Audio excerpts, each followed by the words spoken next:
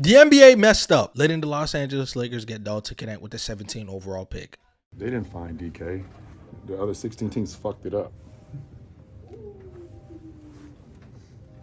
Did anybody watch him? Shit, they just didn't fuck it up. Yeah, LeBron's absolutely correct because the rookie, the 23-year-old rookie, is absolutely torching up the league.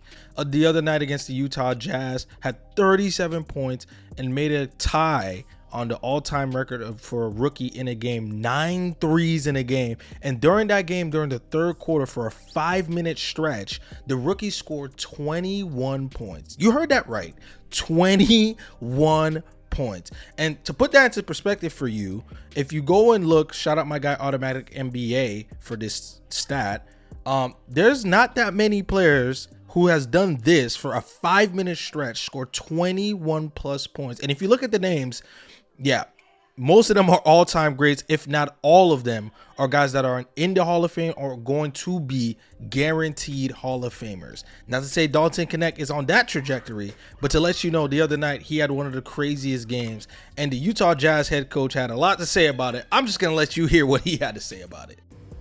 It seemed like everybody in the gym knew that Dalton Knecht was going to shoot the next shot, with the exception of a few people. The problem was that those few people were on our team. Yeah, he was absolutely livid. But when you go back and look, some of the shots he was making were really tough shots. It's just Dalton Knecht is just that good of a shooter. He just needs that little bit of space, and that's all he needs to get off a lot of the threes that he gets off.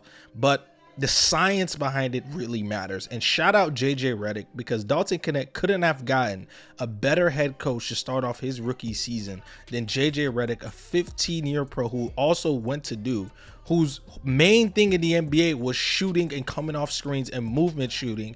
My goodness, did Dalton Knecht find the best head coach to help him set up plays for him to be able to do that? Los Angeles Lakers are on a 6-game win streak, and the last 4 games, Dalton Knecht has been absolutely going crazy. Scored 24 points on 67, 68, 86% from the free throw line, and is making 5.3 threes a game. He has been absolutely lighting it up for the Los Angeles Lakers ever since Rui got hurt and he's got a bump in minutes and been in the starting lineup. He's been the exact type of player you would want around LeBron James and Anthony Davis. When we go back and turn back the clock a little bit to 2020, when they had KCP, Danny Green, you need a player like that who doesn't really dominate the ball, but is going to score in a multitude of ways like Dalton Knecht, especially with his shooting, because that has to be the number one thing I mention and break down just a little bit, because his movement shooting specifically has really intrigued me, because you're going to have plays like this where Max Christie is going to set an exit screen for him.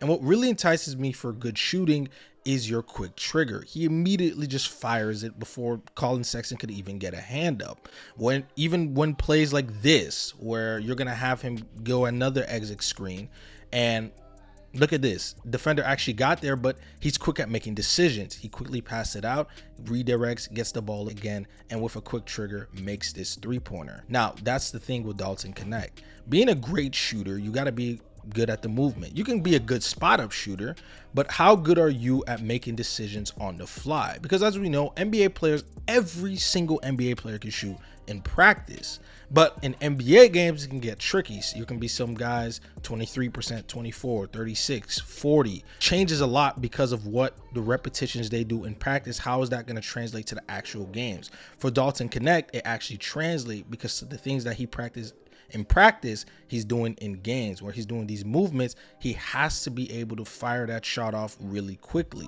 Even though he dips the ball on a lot of his shots, which we've been seeing, the new thing that NBA players have been doing is the no dip.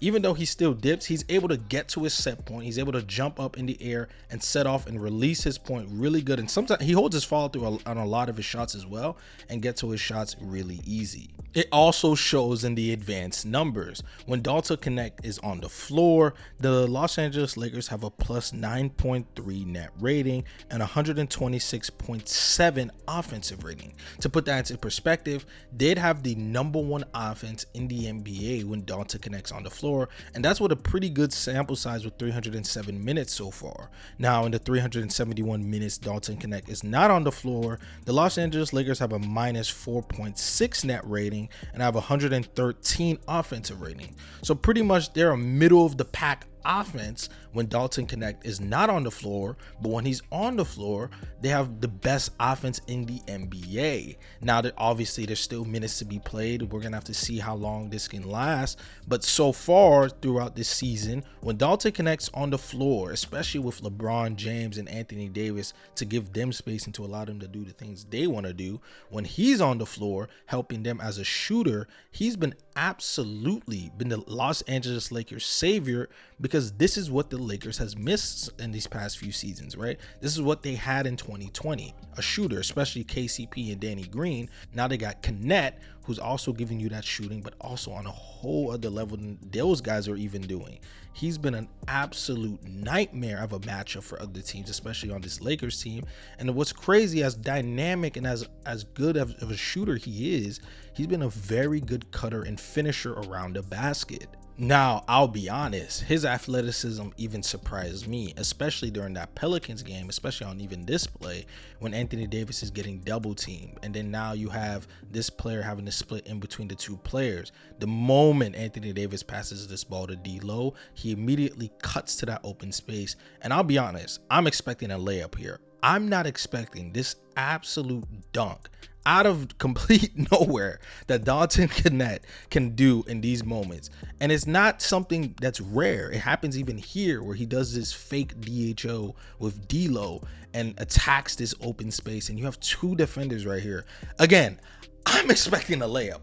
I'm not expecting him to just completely rise up like this and just dunk the ball like no issue, like nobody's even there. But that's the thing about him. He has this sneaky athleticism around him. He's not just this great shooter or this movement shooter. No, if you give him space to attack, and when he's finding space to attack in these cuts as well, he's gonna just slam it. He's not just gonna lay it up soft. No, he's gonna go all the way up, dunk it with two hands or one hand, and finish around the rim. Now, if I was other NBA teams, now this is where it can get scary once he starts utilizing this skill set, when he starts attacking hard closeouts. Because as we know, when Anthony Davis or LeBron James are crashing the paint, teams are going to help, even on Knecht some plays. And once he can start attacking those hard closeouts and just go all the way and finish at the rim, or make quick decisive passes, because even though he's not tasked with making passes and, you know, having ball handling responsibilities like LeBron, D-Lo, Austin Reeves, he can still make decisive passes. So if he can start making these routine passes against tilted defenses, yeah, it gets really scary on how you're going to be able to guard this guy, especially when you have LeBron James, Anthony Davis, Austin Reeves on the court, and you have him you have to guard, him you're going to have to watch out for on the offensive end. Yeah, I just don't know how other NBA teams are going to be having the hardest times of their lives being able to guard this guy, because I'll be honest with you, I'm just going to say it. I know it's still early. He should probably stay in the starting lineup, because what he provides flexibility wise to LeBron James and Anthony Davis and Austin Reeves, because instead of having Austin Reeves be like the third most athletic guy in the lineup, now he's going to be like probably the fourth or fifth most athletic guy in the lineup. And then you have Dalton Knecht being there next to LeBron James and Anthony Davis, running these DHO actions, these off-screen actions with him.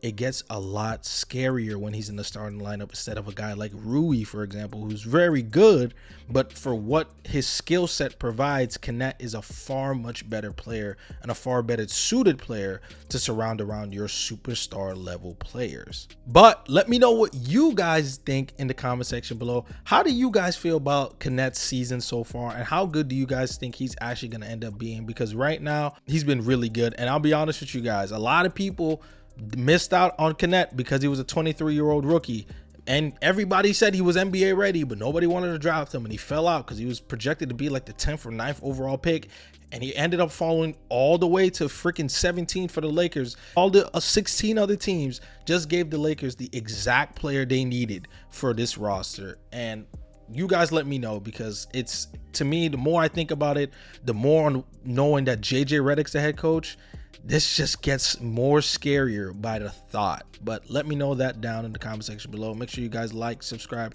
hit that post notification bell to keep you guys posted whenever I upload more videos. And with that, check out these other 2 videos because I'm out. Peace.